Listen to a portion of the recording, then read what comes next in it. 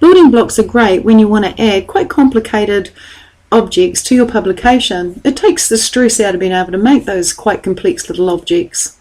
Let's start by inserting a page. I'm just going to go to the Insert tab in the ribbon, and on the far left I'm going to click Page, and that just inserts a blank page. Building blocks appear in this particular group here on the Insert tab in the ribbon.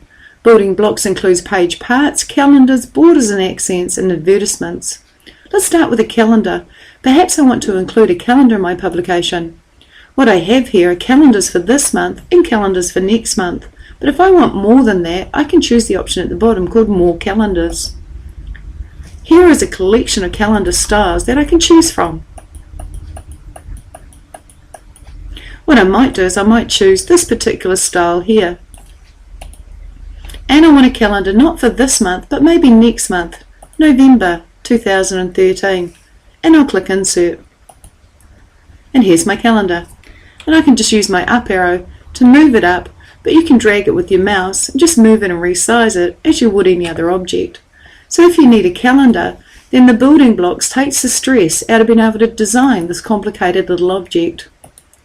Borders and accents are also very useful. For example, let's go back to page 2. Let's say I want to put a nice border around one of these pictures. I'll go to my building blocks group and I'll choose a borders and accents building block. And there are a variety of styles to choose from. What I might go for is this particular option here, called brackets. And I'll just move it and position it where I want it to be.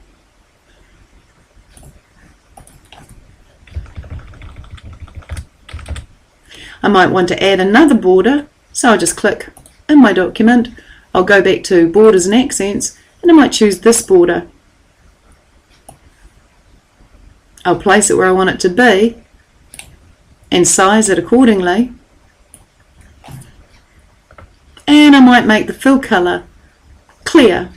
So when I go to the Drawing Tools Format tab in my ribbon, I can change the shape fill to no fill, which effectively clears it. I can then move it and size it so it sits complementary to other objects on my page.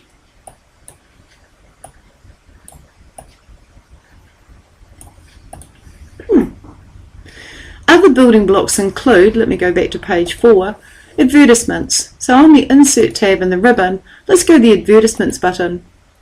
Here I've got various advertisements I can choose from, and I might choose % off. I can resize it, and I can edit the text.